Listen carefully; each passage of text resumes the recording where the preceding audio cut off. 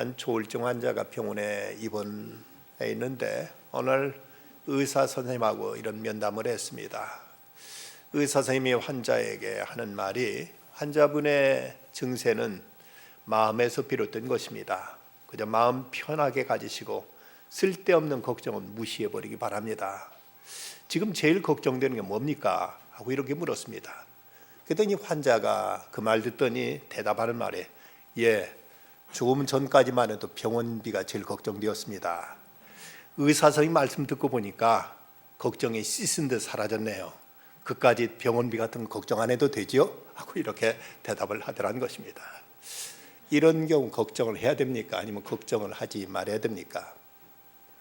술을 마시면 흥이 나서 저절로 시가 쓰여졌다고 하는 당나라 시인 이백은 언젠가 인생의 공허함을 이렇게 토로한 적이 있습니다.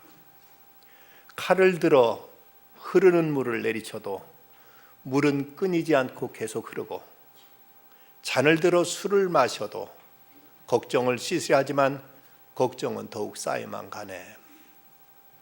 살아가는 우리 인생사에 이런저런 걱정과 근심과 우수사려가 늘 끊일 새 없이 다가오고 있습니다. 그래서 논어의 위령공에 보면 먼 걱정이 없으면 반드시 가까운 근심이 있고 겉으로 편안하면 안으로 근심이 된다는 이런 말을 하기도 했습니다. 어느 보고서에 의하면 미국에서는 지금 하루에 수면제가 무려 900만 정이나 팔린다고 합니다. 이 이야기는 무려 900만 명이나 되는 사람이 수면제 없이는 잠을 이룰 수 없다는 이런 얘기가 되겠지요. 우리나라 어떤 사람이 잠을 이루지 못하고 불면증에 시달리다가 병원에 입원해서 매일 저녁이 되면 이제 수면제를 먹고서야 겨우 잠을 들 수가 있었습니다. 근데 어느 날 모처럼 수면제를 먹지 않고도 깊은 잠에 빠져들었습니다. 한참 단잠을 자고 있는데 간호사가 흔들어 깨우더랍니다. 왜 그러냐고 벌떡 일어나 물었더니 수면제 먹을 시간이라고 말하더라는 것입니다.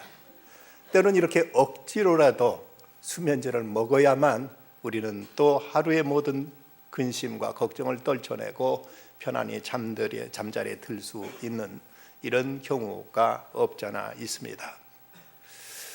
배부른 돼지보다 배고픈 소크라테스가 낫다는 이런 말이 있지요.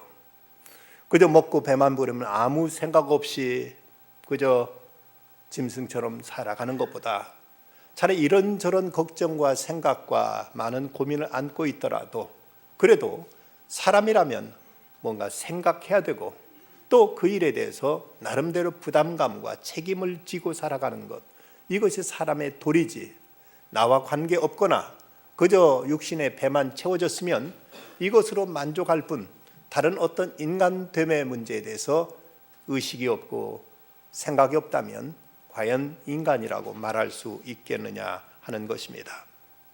파스칼은 사람은 생각하는 갈대라고 말했습니다. 이 말은 어쩌면 인간은 이런저런 생각과 많은 근심 속에 살아가는 존재라는 이런 의미를 함께 포함하고 있습니다. 인간이기에 지난 날을 돌이켜보면서 잘못된 것을 후회하기도 하고 오늘의 자신의 실존의 문제에 대해서 그리고 내일의 앞날에 대해서 우리는 염려도 하고 때로는 걱정도 하고 근심도 하며 살아가는 것, 이것이 인간의 존재입니다. 내가 담당해야 될 문제 아니면 또 내가 살아가는 어떤 대상에 대해서는 우리는 늘 마음이 쓰이기 마련입니다. 어떤 아버지가 속 썩이는 자식으로 인해서 그렇게 근심하다가 친구한테 그 자식 문제를 털어놓았습니다.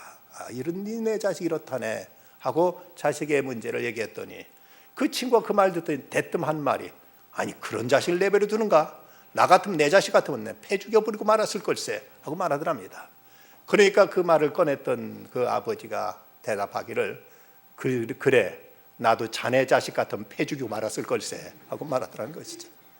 내 자식이 아니니까 쉽게 패 죽일 수도 있고 이렇게 저렇게 할 수 있다고 사람들이 말하지만 막상 내 사랑하는 자식이고 내 가족의 문제라면 쉽게 이렇게 우리는 이제 치부해 버릴 수 없는, 쉽게 이것을 이제 죽이고 살리고 할 수 있는 이런 문제로 우리가 접근할 수 있는 것은 결코 아닌 문제입니다.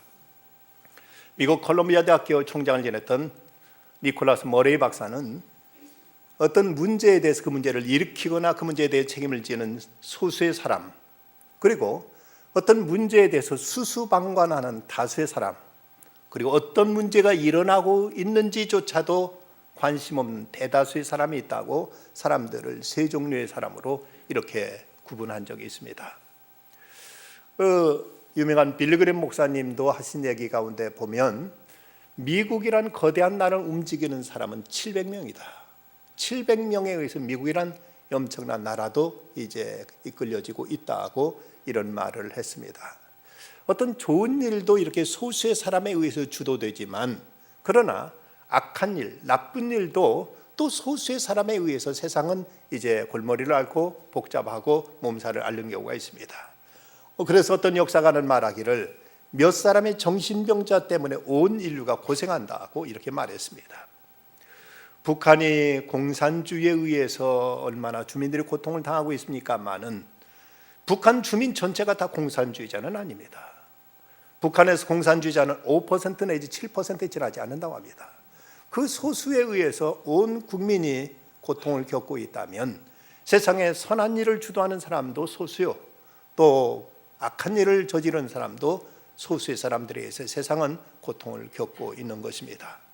그런데 이보다 더 큰 문제는 잘못된 일을 수수방관하는 다수의 사람들이 또한 문제입니다. 그래서 아인슈타인 박사는 말하기를 세상은 악한들 때문에 망하는 것이 아니라 악을 보고도 아무런 행동도 하지 않는 사람들 때문에 위험하다고 이렇게 지적한 바가 있습니다. 내가 나쁜 짓을 저지르지 않았다고 해서 나는 잘한 것이 아닙니다.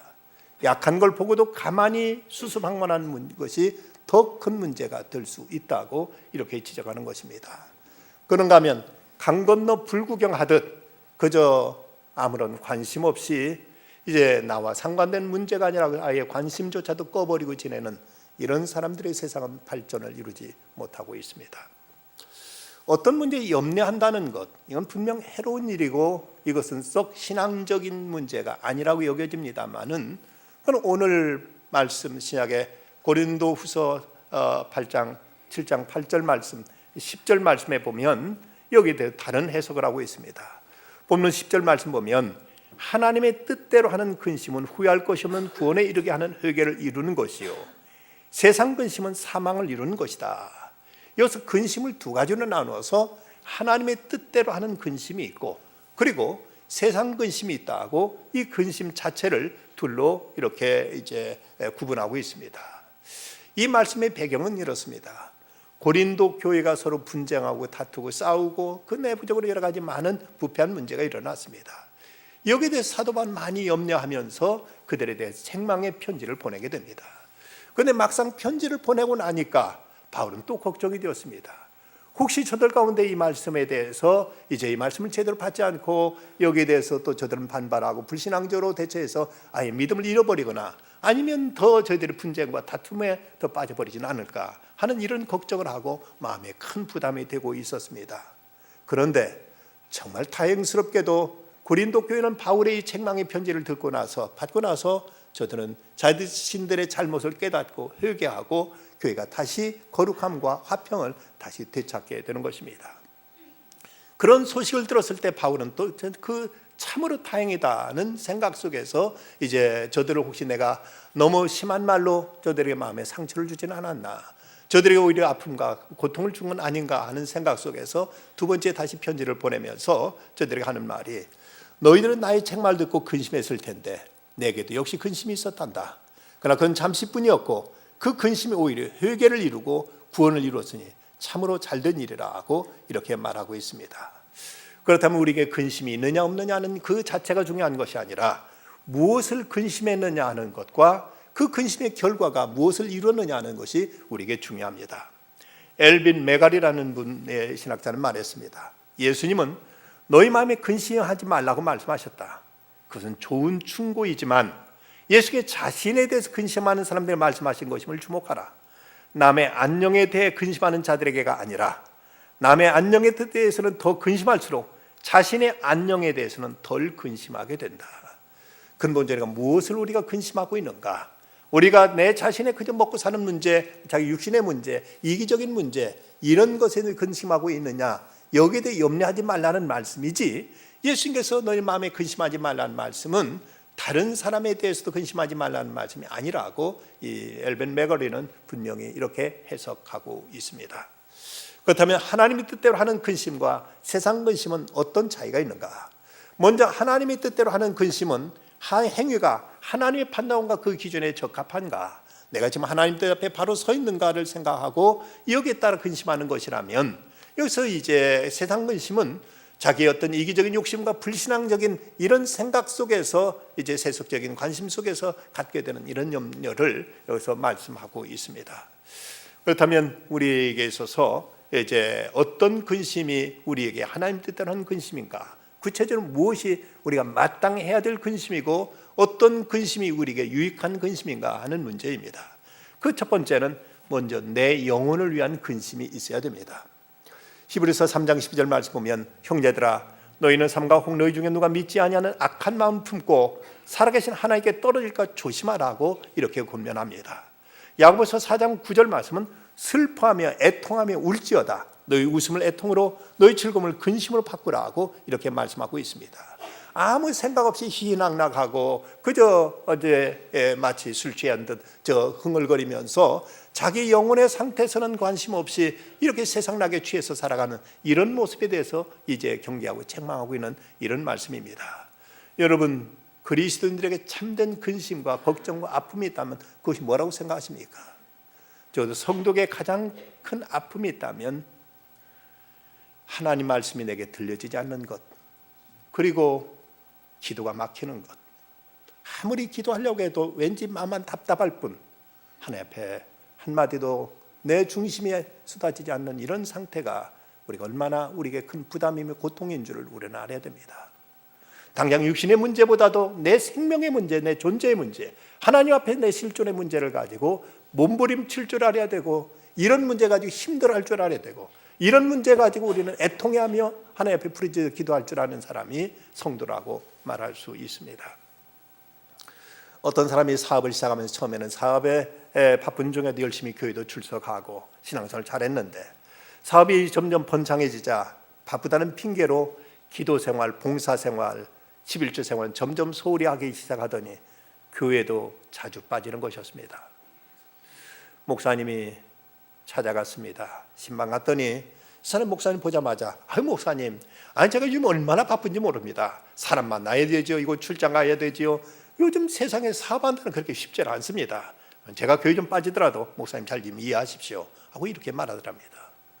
목사님이 그 말에 대해 아무 말도 하지 않고, 집사님 우리 잠깐 같이 기도합시다 하고 집사님 손을 꼭 잡고 이렇게 기도했습니다. 하나님, 이 집사님 사업이 잘 되는 바람에 너무 바빠서 교회 나올 새가 없답니다. 사람 만나기가 너무 분주해서 하나님께 기도할 여유가 없고, 세상 일에 너무 쫓겨 하늘나라를 위해 봉사할 겨를도 없답니다.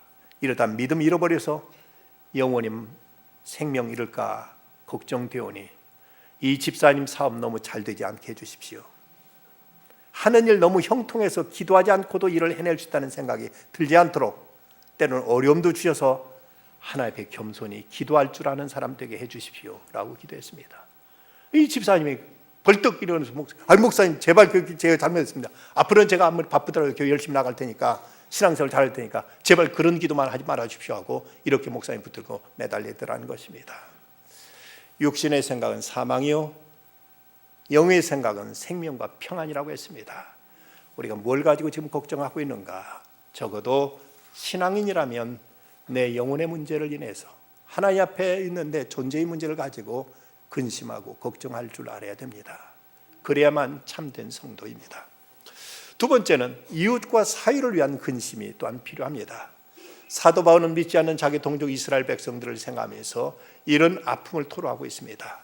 내가 그리스도 안에서 참말하고 거짓말을 아니하노라. 나에게 큰 근심이 있는 것과 마음에 그치지 않은 고통이 있는 것을 내 양심이 성령 안에서 나와 더불어 증언하노니, 나의 형제 곧 골육의 친척을 위하여 내 자신이 저주를 받아 그리스도에게 끊어질지라도 원하는 바로라.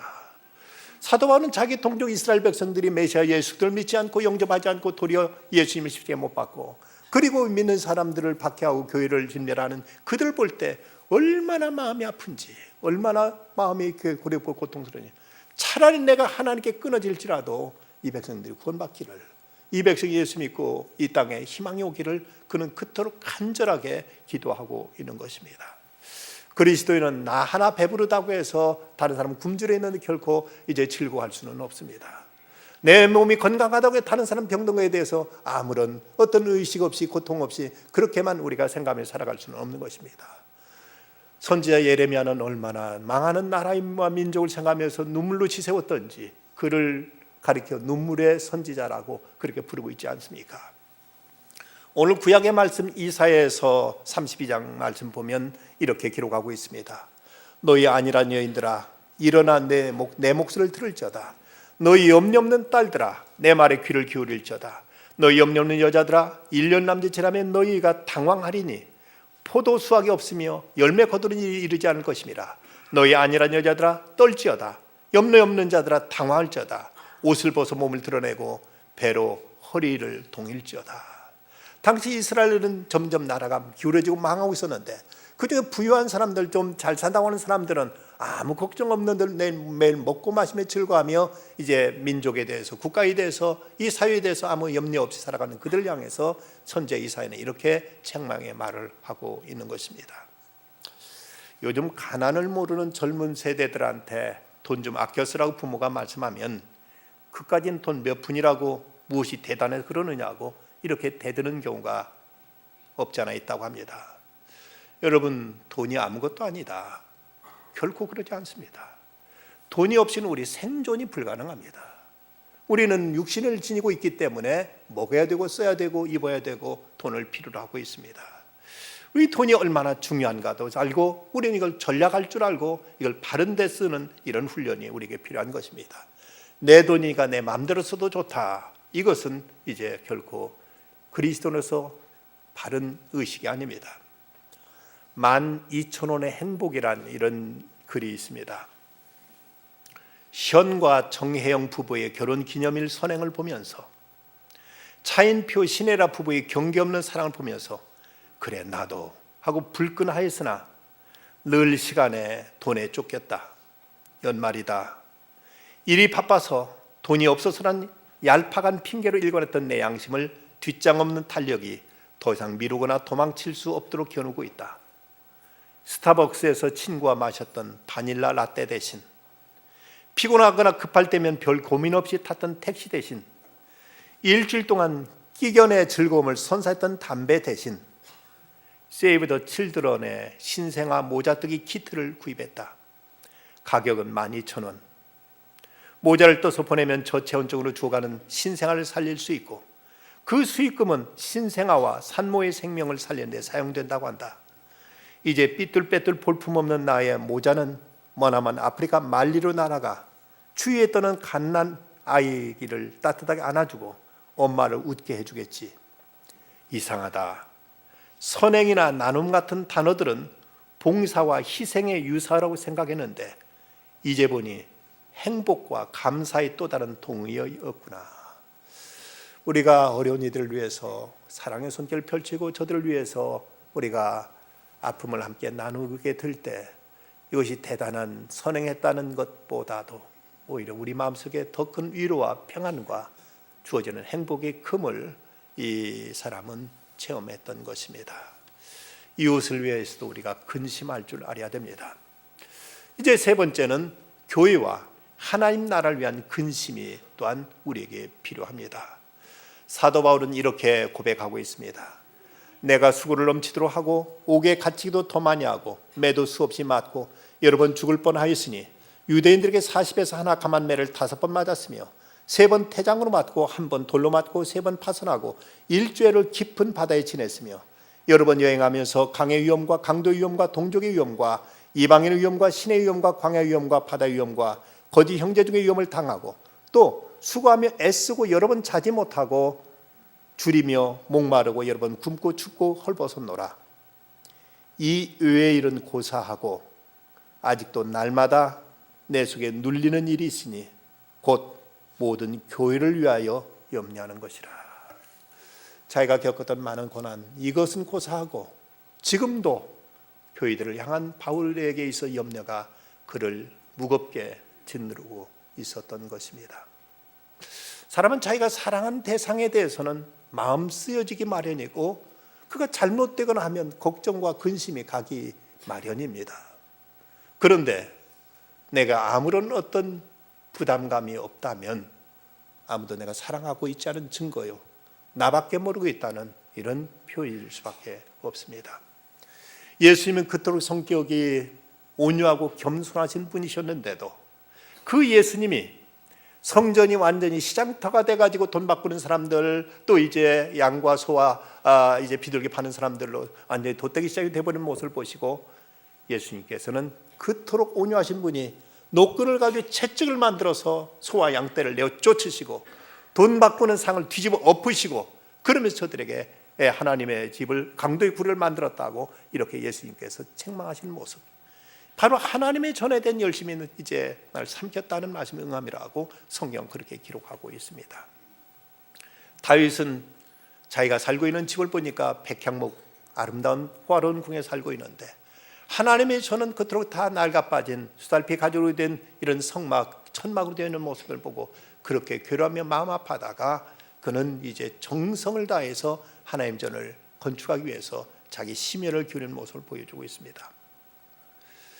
2년 전 우리 작년부 수양회 때 저 서초계 김성년 목사님 오셔서 그런 말씀을 해주셨습니다. 그 교회가 성전 건축하는데 기도하고 건축 헌금을 작정했습니다. 그리고 예배가 끝난 다음에 이제 재정부에서 작정한 분들의 헌금액을 계수하는데 초조하게 이제 기다리고 있었습니다. 그랬더니 건축위원장이 목사님 식사를 하러 가십시다 하고 부르더랍니다. 아니 이 결과를 보고 가야지요. 목사님 그걸 걱정하십니까? 가십시다. 아니 그래도 혹시라도 미달되면 성도들이 많이 실망하고 많이 이제 어려울 텐데 다 이제 계속 끝나면 갑시다 하고 말했더니 그분이 하시는 얘기가 목사님 부족하면 만약 부족하면 제가 다 책임지겠습니다. 걱정 마십시오. 그냥 가십시다 하고 이렇게 목사님 불러서 데리고 나가더랍니다. 얼마나 감사한지, 얼마나 그분이 재력보다도 책임지고자 하는 그 마음이 얼마나 귀하고 고맙고 참 아름다운지 모릅니다. 이런 모습에 대해 성경은 이렇게 말씀하지요. 여호와 우리 하나님의 집을 위하여 내가 너를 위하여 복을 구하리로다. 하나님의 집을 위하여 내가 너를 위해 복을 구하리로다. 하나님의 집을 위해서도 여러분 복되어야 합니다. 모쪼록 하나님의 집을 위해서도 복 받으시기를 바랍니다. 우리 교회에서는 예산을 세울 때 비교적 보수적으로 그리고 안정적으로 세우는 편입니다. 그래서 그해 결산에 맞춰서 약간의 증액 정도로 지금까지 예산을 세웠기에 지금 거의 예산을 미달했던 적이 없었습니다.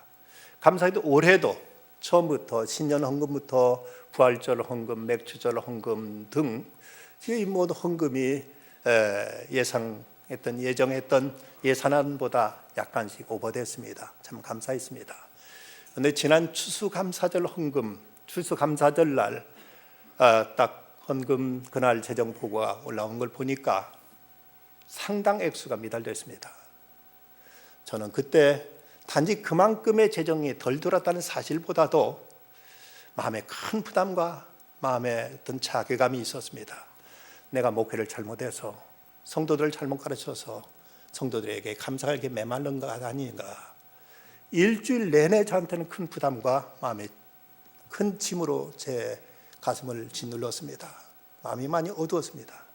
근데 다음 주일날 여러분들이 미처 못하신 분들이 그 다음 주일날 추수감사절 감사헌금을 하셨고 그중에 또 한 분이 특별히 예상외로 전혀 그렇게까지 하셨던 분이 아닌데도 상당히 큰 액수를 이분이 헌금하심으로 그 예산안에서 훌쩍 뛰어넘었습니다. 얼마나 감사했던지, 단지 그 액수가 들었다는 그 자체보다도 교회로 인해서 염려하는 종의 마음을, 이 부족한 종의 마음을 하나님이 이렇게 또 위로해 주시는구나 싶어서 그토록 감사하고 그토록 마음에 어떤 뿌듯함을 제가 느끼게 되었습니다.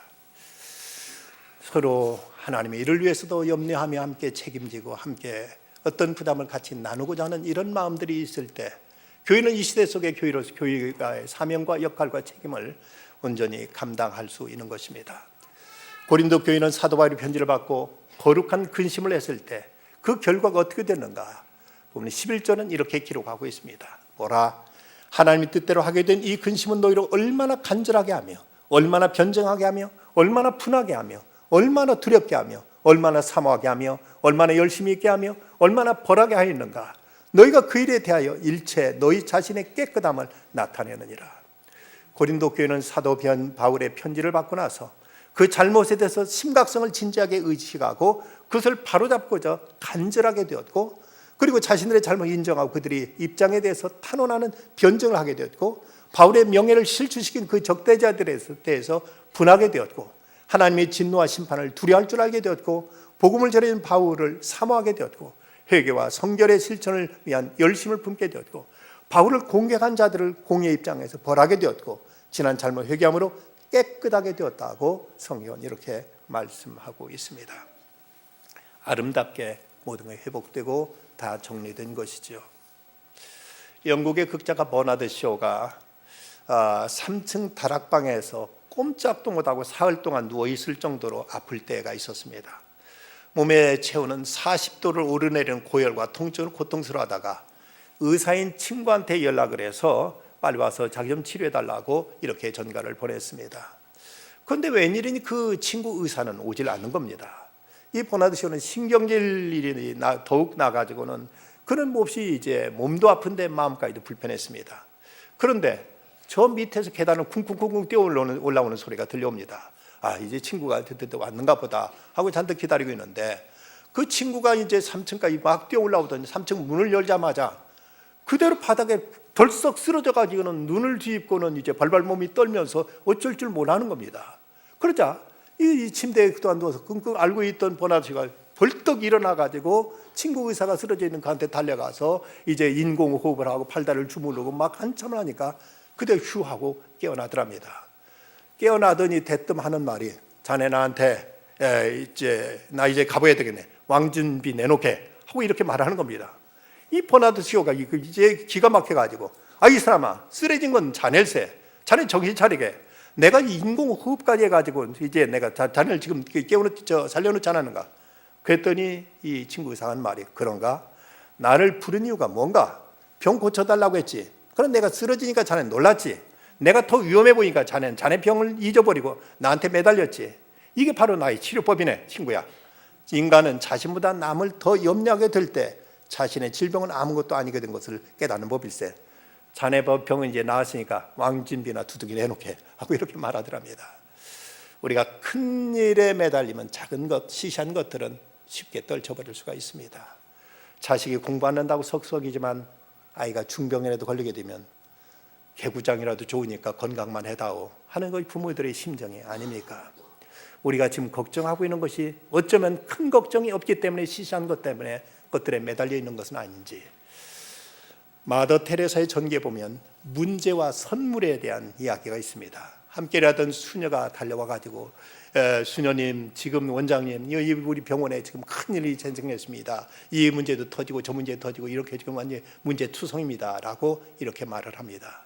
그러자 테레사가 그 수녀에게 하는 말이, 수녀님, 자매님, 문제란 말을 쓰지 말고 우리 선물이라고 부를 수 없겠습니까? 하나님이 허락지 아니하시면 그런 일이 일어날 리가 없고, 또 하나님이 허락하신 일이라면 좋지 않은 일이 어디가 있겠습니까? 이제부터는 문제라고 하지 말고 선물이라고 우리가 부릅시다. 그리고 나서부터는 그 캘커타 테레사 운영하는 그 병원에서는 큰 문제가 생기면 큰 선물, 작은 문제가 생기면 작은 선물이라고 부르는 이런 규칙이 생겼다고 합니다. 우리가 어떤 일도 하나님 뜻 안에서 받아들이고 보면, 그리고 내 할목과 내 책임만 감당하고 보면 이것이 문제가 아니라 선물로 바뀌어질 줄 믿습니다. 이향아 시인의 새벽 꿈이라는 이런 짧은 시가 있습니다. 물방울 하나가 새벽 꿈속에 떨어집니다. 꿈속의 물방울은 잠긴 문을 두드려 목매를 흔들고 우둔을 깨워 내 삶을 적시는 당신의 울음. 물방울은 평상의 시간에도 떨어집니다. 돌아다 볼 어제가 아닌, 미루어둘 내일도 아닌 바로 지금 이 시간, 눈동자 위에 핏방울처럼 채찍처럼 잠긴 문을 밀고서 아프게 날 깨우는 당신의 근심, 당신의 사랑. 어쩌면 우리 주님은 우리들의 가난한 영혼을 보시면서 눈물 흘리시고 마음 아파하시는데, 우리는 아무런 생각 없이 하루하루를 그렇게 그냥 의미 없이 보내고 있는 모습은 없는지, 아무 속 없이 웃고 있지는 않는지. 우리가 살아가는 세상은 이런저런 근심과 걱정은 언제든 끊일 수 없습니다. 그러나 그 근심한다는 것 기껏 내 육신의 문제뿐이라면, 그것밖에 없다면 과연 우리가 어찌 진실한 신앙인이라고 말할 수가 있겠습니까? 이웃의 아픔을 보면서 함께 아파할 줄 알고, 하나님의 영광이 가려진 현실을 보면서 애통해야 할 줄 알고, 그리스도의 몸된 교회가 세상에 빛이 되지 못한 모습을 보면서 함께 힘들어할 때, 주님은 이런 우리들의 모습을 보시고 모든 것을 아름답게 선으로 복으로 바꿔 주실 것입니다. 우리가 알거니와 하나님을 사랑하는 자, 곧 그 뜻대로 부르심을 입은 자들에게는 모든 것이 합력하여 선을 이루느니라. 기도하십시다. 거룩하신 아버지 하나님, 오늘도 주님 앞에 나와 주의 말씀을 받습니다. 세상 근심 걱정에 젖어 살던 저희들, 무엇을 이제 걱정해야 될 것인지, 무엇을 위해 마음 써야 될 것인지, 무엇을 가지고 부담감을 가져야 될 것인지 이 시간 깊이 고민할 줄도 알게 해주시고, 생각하고 깨닫고 결단할 줄 아는 참된 믿음의 사람들로 저희를 세워 주시옵소서. 그래 하나님께로부터 잘했다 칭찬받고 저희들의 모든 문제는 하나님께서 책임져 주시는 그 은총 속에 살아가게 하여 주시옵소서. 예수님의 이름으로 기도드리옵나이다. 아멘.